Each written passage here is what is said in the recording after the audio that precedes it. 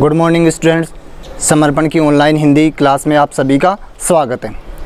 जैसा आप सभी की डिमांड के अनुसार, जैसे आप सभी मांग कर रहे थे कि हमें पुस्तक पढ़ाए जाएं, तो आज हम हिंदी साहित्य कक्षा 12 की सरयू का अध्ययन करेंगे। सरयू में भी पहला पाठ है हमारा, पहला अध्याय कबीरदास जी के बारे में हम चर्चा करेंगे। देखिए, कबीरदास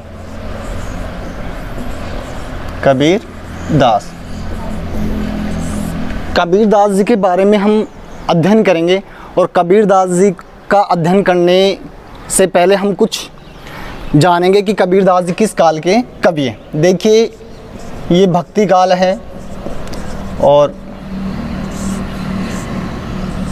भक्ति काल, इससे पहले आदिकाल, भक्ति काल, रीतिकाल और आधुनिक काल। और इसमें भक्ति काल की समय सीमा है 1375 विक्रम संवत से 1375 विक्रम संवत से 1700 विक्रम संवत।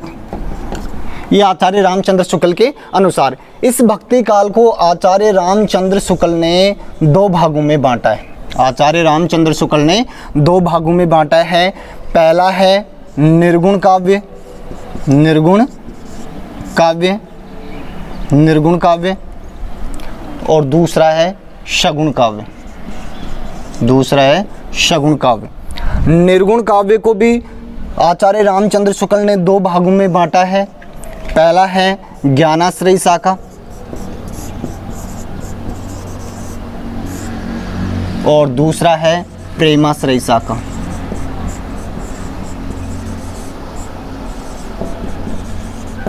इधर सगुण को भी दो भागों में बांटा है, सगुण काव्य को भी। पहला है राम काव्य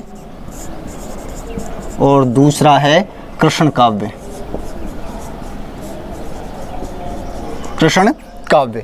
यानी आचार्य रामचंद्र शुक्ल ने भक्ति काल को दो भागों में बांटा है, निर्गुण और शगुण। इसी निर्गुण को आचार्य रामचंद्र शुक्ल ने दो भागों में बांटा, ज्ञानाश्रयी शाखा और प्रेमाश्रयी शाखा। और सगुण को भी दो भागों में बांटा, राम काव्य तथा कृष्ण काव्य। अब इस ज्ञानाश्रयी शाखा का जो प्रतिनिधि कवि है, प्रवर्तक ही लिख लो, प्रवर्तक हैं जो कबीरदास जी को माना जाता है। कबीरदास जी को प्रवर्तक कह दो, प्रतिनिधि कवि को कह दो। और इस ज्ञानाश्रयी शाखा को ही आचार्य राम कुमार वर्मा ने संत काव्य कहा है। इसे आचार्य राम कुमार वर्मा ने संत काव्य कहा है। और इस प्रेमाश्रयी शाखा को आचार्य राम कुमार वर्मा ने सूफी काव्य कहा है। तो इस ज्ञानाश्रयी या निर्गुण काव्य को दो भागों में बांटा, ज्ञानाश्रयी शाखा और प्रेमाश्रयी शाखा, आचार्य रामचंद्र शुक्ल ने। और राम कुमार वर्मा ने इसी ज्ञानाश्रयी शाखा को संत काव्य कहा और प्रेमाश्रयी शाखा को सूफी काव्य कहा। और इस ज्ञानाश्रयी शाखा के प्रवर्तक कबीरदास जी को माना जाता है। और यही इतनी जो डायग्राम बनाया, इसका मूल कारण यही था कि जो ज्ञानाश्रयी या संत काव्य के प्रवर्तक किसे कहा जाता है, कबीरदास जी को कहा जाता है। प्रेमाश्रयी शाखा लिख दी है, तो प्रेमाश्रयी शाखा का प्रतिनिधि कवि मलिक मोहम्मद जायसी को माना जाता है। इधर राम काव्य के प्रतिनिधि कवि तुलसीदास जी को माना जाता है और इधर कृष्ण काव्य के प्रतिनिधि कवि सूरदास जी को माना जाता है। ये हमारा कुछ मुख्य बात थी। अब देखो, यहीं से हम कबीरदास जी के बारे में चर्चा करते हैं कि कबीरदास जी निर्गुण संत माने गए हैं और निर्गुण में भी संत काव्य के प्रवर्तक माने जाते हैं। अब देखिए, ये कहेंगे कबीरदास जी का परिचय के बारे में हम बात करेंगे। कबीरदास जी के परिचय के बारे में कि इनका साहित्यिक परिचय क्या है। कबीरदास जी का जन्म 1398 ईस्वी में स्थान है काशी में हुआ था। इनका जन्म 1398 ईस्वी काशी के अंदर हुआ था। कहा जाता है, किंवदंती है कि इनका जन्म एक विधवा ब्राह्मणी की कोख से हुआ था तथा लोक लज्जा के डर से विधवा ब्राह्मणी ने इन्हें लहर तारा तालाब के किनारे छोड़ दिया था। किस तालाब के किनारे? लहर तारा तालाब के किनारे इन्होंने छोड़ दिया था। और इसी लहर तारा तालाब के पास से एक दंपति, जुलाहा दंपति जा रहे थे जिसका नाम है नीरू और नीमा। वो दोनों निसंतान थे और जब कबीरदास जी को इस लहर तालाब के किनारे देखा तो उन्होंने कबीरदास जी को उठा लिया और इनका पालन पोषण किया। तो पालक पोषक पिता, माता पिता कहूँ तो इनके माता पिता का नाम पालन करने वाले माता पिता का नाम है नीरू और नीमा। नीरू और नीमा माना जाता है। इनकी पत्नी का नाम लोई माना जाता है। इनकी पत्नी का नाम माना जाता है लोई। लेकिन राम कुमार वर्मा कहते हैं कि कबीरदास जी ने 2 विवाह किए थे। जो इनकी प्रथम पत्नी है उनका नाम तो आचार्य रामचंद्र शुक्ल ने लोई बताया, लेकिन राम कुमार वर्मा ने इनकी दूसरी पत्नी का नाम धनिया बताया है। इनकी दूसरी पत्नी का नाम क्या बताया है? धनिया कह दो या राम जानिया। ये आचार्य राम कुमार वर्मा कहते हैं कि कबीरदास जी ने 2 विवाह किए थे। इनकी पहली पत्नी का नाम लोई है तथा दूसरी पत्नी का नाम क्या है? धनिया या राम जानिया। इनके एक पुत्र एक पुत्री थी जिनका क्रम से नाम है, एक पुत्र है और एक पुत्री है। पुत्र और पुत्री कमाल और कमाली कहलाते हैं।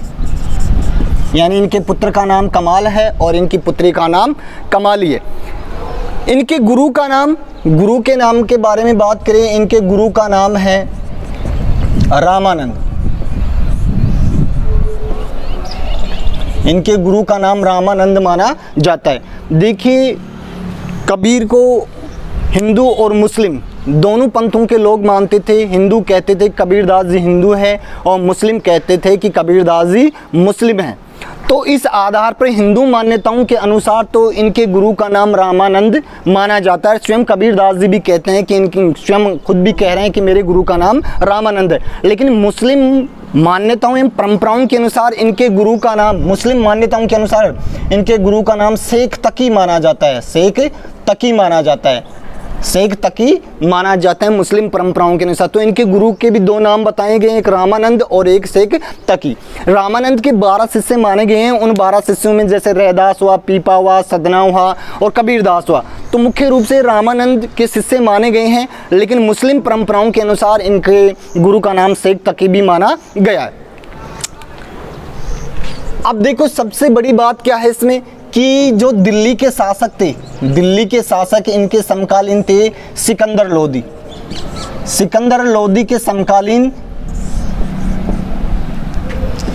के समकालीन ये माने जाते हैं।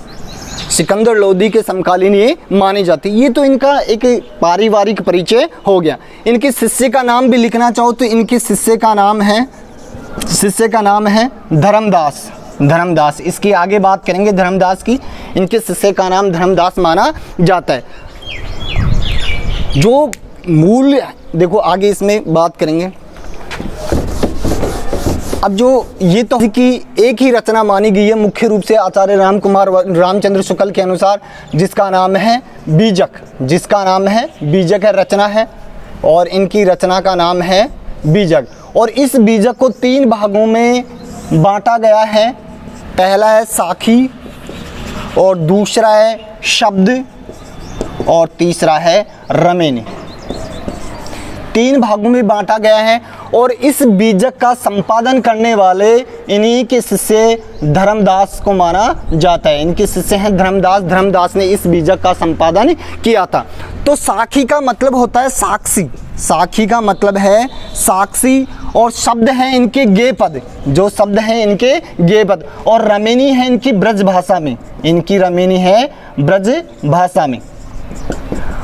अब देखो, कबीरदास जी स्वयं भी कहते हैं कि कबीरदास जी स्वयं पढ़े लिखे नहीं थे।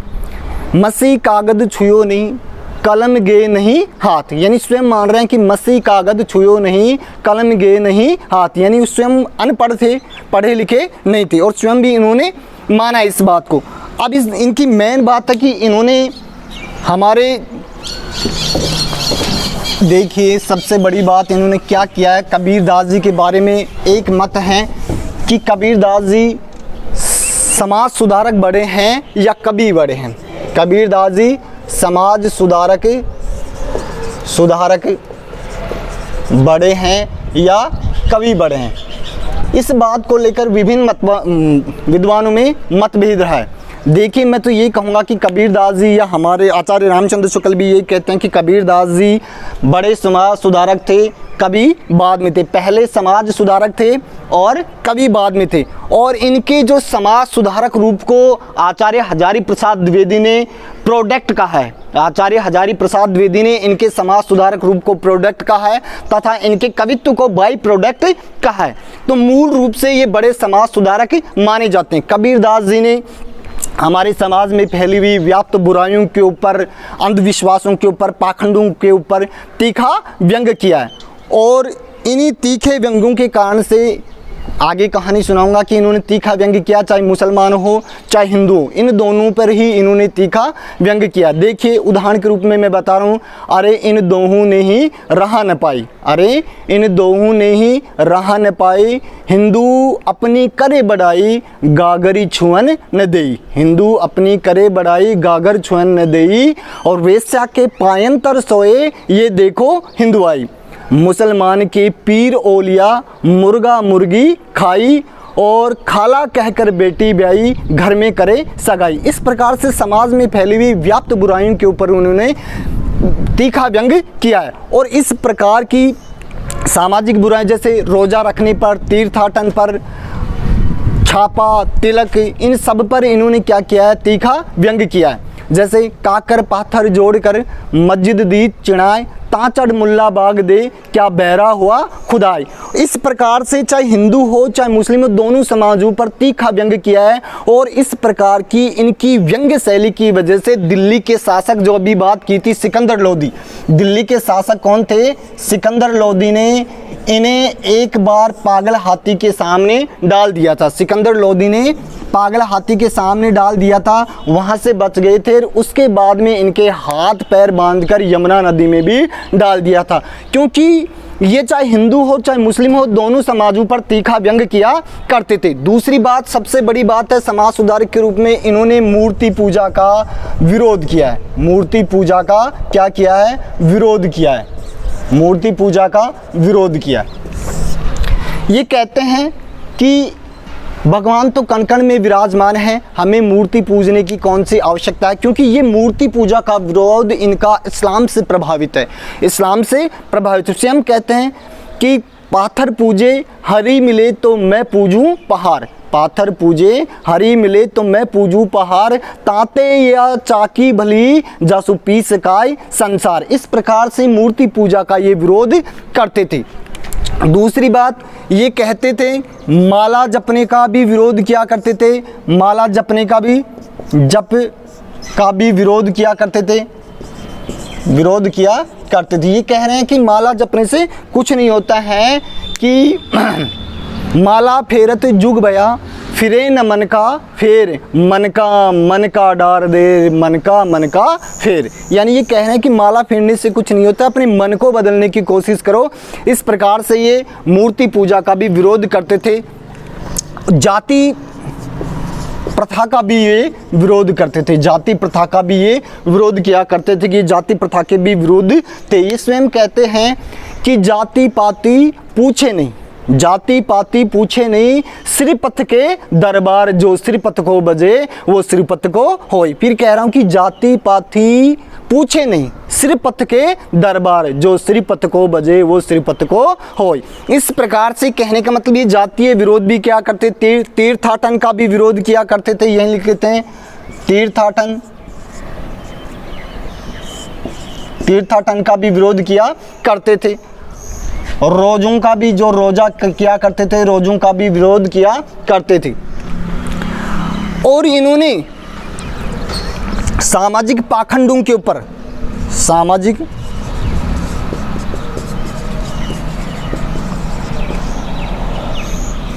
पाखंडों का खुलकर विरोध किया है, का विरोध ही कर लो, विरोध किया है। ये कहते हैं कि समाज में फैली हुई व्याप्त बुराइयों के ऊपर ये खंडन कर रहे हैं, समाज की व्याप्त बुराइयों के ऊपर। वो कहता है, कबीरदास जी कहते हैं कि तू कहता कागद की लेकी मैं कहता आ, आँखन की देखी, तू कहता कागद की लेखी, मैं कहता आँखन की देखी, तू कहता उर्जावन वारी और मैं कहता सुरजावन वारी। इस प्रकार से ये सामाजिक पाखंडों का भी विरोध किया करते थे। ये वेद शास्त्रों का जो भी हमारे वेद मार्ग थे, शास्त्र ज्ञान का भी ये विरोध किया करते थे कि शास्त्र ज्ञान आवश्यक नहीं है, प्रत्यक्ष ज्ञान को ये ज़्यादा महत्व दिया करते थे। और ये गुरु को महत्व दिया करते थे, गुरु का महत्व, गुरु का महत्व, गुरु का महत्व, यानी गुरु को ये महत्व देते थे कि गुरु गोविंद तो एक है, दूजा येऊ आकार, आपा मेटत जीवित मरे तो पावे करतार। और गुरु गोविंद दोहूँ खड़े काके लागू पाँव, बलिहारी गुरु आपने गोविंद दियो मिलाए। यानी ये साधनात्मक रहस्य, इनकी जो रहस्यवाद था, कबीर के रहस्यवाद भावात्मक तथा साधनात्मक दोनों प्रकार का रहस्यवाद था। और साधनात्मक रहस्यवाद में गुरु की आवश्यकता होती है और गुरु के बगैर इस भवसागर से पार नहीं पाया जा सकता। तो कबीरदास जी कहते हैं कि इस भवसागर से पार लगाने वाला ही कौन है? गुरु है। देखिए दूसरी बात ये कहते हैं प्रतीक योजना। कबीर के काव्य में प्रतीक योजनाओं में इनके अर्थ खुलते हैं। इस प्रतीक योजनाओं पर सिद्धों की उल्टबासियों का प्रभाव देखने को मिलता है। ये प्रतीक योजना में कहते हैं थापनी पाई तिथि भई सतगुरु दीन्या धीर, थापनी भाई तिथि भई सतगुरु दीन्या धीर, कबीरा हीरा बन ज्यार मान सरोवर तीर, कबीरा हीरा बन ज्यार मान सरोवर तीर। इस प्रकार से प्रतीकों के माध्यम से इनकी कविताओं का अर्थ खुलता है और जिस पर उल्ट भाषाओं का प्रयोग हुआ है। एक प्रतीकों के में आत्मा को ये पत्नी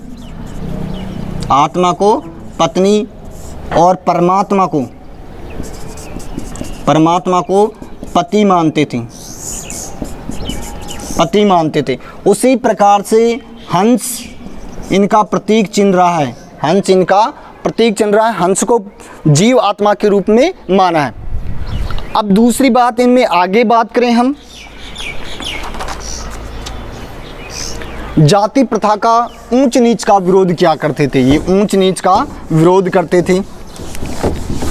अगर प्रतीकों की मैं बात करूं प्रतीकों के माध्यम से, तो प्रतीकों के माध्यम की बात हो रही है काहे रे नलनी तू कुमलानी तेरे ही नाल सरोवर पानी, काहे रे नलनी तू कुमलानी तेरे ही नाल सरोवर पानी, जल में उत्पत्ति जल में वास, जल में उत्पत्ति जल में वास। इस प्रकार से प्रतीकों जीव जो नलनी है, कमलनाल है, उसको जीव आत्मा का प्रतीक माना गया है। जल में कुंभ, कुंभ में जल, जल में कुंभ, कुंभ में जल, चारों ओर जल ही जल फूटा, कुंभ जल जल ही समाना। इस प्रकार से कुंभ का प्रतीक के रूप में भी इन्होंने प्रतीक योजनाओं का भी प्रयोग किया है। ऊंच नीच का विरोध, ये ऊंच नीच का विरोध भी किया करते थे। ये कहते थे कि ऊंचे कुल में जन्मिया जे ऊंची करनी नाई, सुमरन कलश सुराबरा साधु निंदनी होई। यानी ऊंचे कुल में जन्मने से ही कुछ नहीं होता है, अगर आपके कर्म ऊंचे नहीं हैं तो ऊंचे कुल में जन्मना भी आपका व्यर्थ होगा। आगे है कबीरदास जी के ऊपर 5 संप्रदायों का प्रभाव देखने को मिला है। इसमें सबसे पहले सिद्धों का प्रभाव, दूसरा है नाथों का प्रभाव, शंकराचार्य के अद्वैतवाद का प्रभाव देखने को मिला है, वैष्णवों का प्रभाव इनके काव्य में देखने को मिल रहा है, और दूसरा है इस्लाम का प्रभाव भी इनके काव्य में देखने को मिलता है। आचार्य रामचंद्र शुक्ल कहते हैं कि कबीरदास जी इन 5 संप्रदायों से अच्छी बात लेकर एक निराला ही पंथ लेकर चल रहे थे। देखो सिद्धों से इन्होंने क्या लिया है? सिद्धों से लिया है वैदिक कर्मकांड के बारे में जो भी लिया है वो सिद्धों से लिया है। नाथों से लिया गुरु का महत्व, सामाजिक खंडन मंडन की प्रवृत्ति, खंडन मंडन की प्रवृत्ति यहीं से ली है। और सिद्धों के यहाँ से उल्ट भाषियों का प्रयोग भी है, संध्या भाषा शैली का प्रयोग भी यहीं से, भाषा शैली भी इन्होंने नाथों से ही ली है। ये संध्या भाषा शैली, आगे चलकर भाषा की बात करेंगे तब बात करेंगे। अद्वैतवाद से कहा है, अद्वैतवाद शंकराचार्य का अद्वैतवाद से सबसे ज़्यादा प्रभावित रहे। मैं कहूँगा कि प्रभावित तो सबसे ज़्यादा नाथों से रहे, लेकिन अद्वैतवाद यानी ये कहते हैं कि जीव आत्मा तथा परमात्मा अलग अलग नहीं है, दोनों एक ही है। और वैष्णवों से इन्होंने लिया है अहिंसा ली है, वैष्णवों से ली है अहिंसा, और इस्लाम से लिया एकेश्वरवाद, और मैं कहूँगा भावात्मक रहस्यवाद,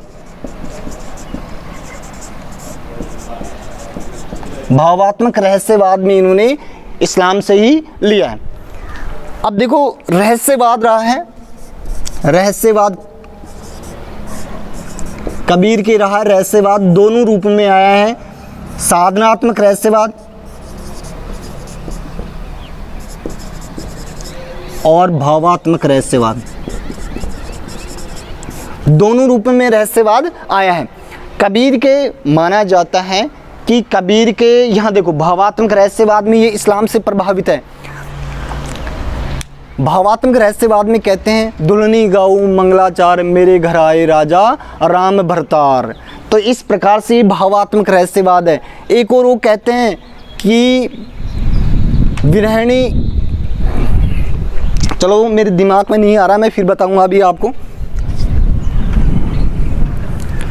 साधनात्मक रहस्यवाद में प्रतीकों के माध्यम से इनकी बात खुलती है। अब आगे बात करें हम भाषा शैली के बारे में। कबीरदास जी की भाषा शैली है सदुकड़ी रही है, और संतों की भाषा देखो आचार्य रामचंद्र शुक्ल ने कहा कि संतों की भाषा कैसी रही है, सदुकड़ी रही है। और इसी सदुकड़ी भाषा को संध्या भाषा शैली आचार्य रामचंद्र शुक्ल ने संतों की भाषा को सदुकड़ी भाषा कहा है।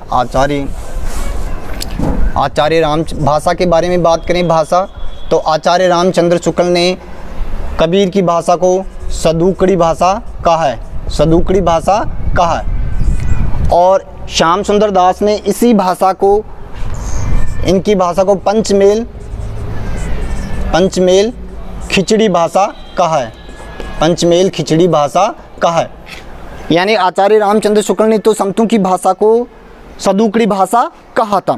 और हजारी प्रसाद द्विवेदी जी ने इन्हें वाणी का डिटेक्टर कहा है। हजारी प्रसाद द्विवेदी ने कबीरदास जी को वाणी का डिटेक्टर कहा है, या तानाशाह कह दो, तानाशाह कह दो, वाणी का तानाशाह। या और कबीरदास जी ने हजारी प्रसाद द्विवेदी जी ने कबीर की कविताओं को हलवे का माल कहा है। इनकी कविताओं को हलवे का माल कहा है, या फोकट का माल कहा है। हलवे का कह दो या फोकट का माल कह दो। यानी हजारी प्रसाद द्विवेदी ने इनकी रचनाओं को हलवे का माल या फोकट का माल कहा, क्योंकि जो भी आता है, जो इनकी कविताओं को उठाकर, जो इनके प्रतीकों को या कविताओं के शब्दों को उठाकर ले लेता है। इस प्रकार से इनके बारे में हम बात करें कि कबीरदास जी समाज सुधारक बहुत ज़्यादा रहे।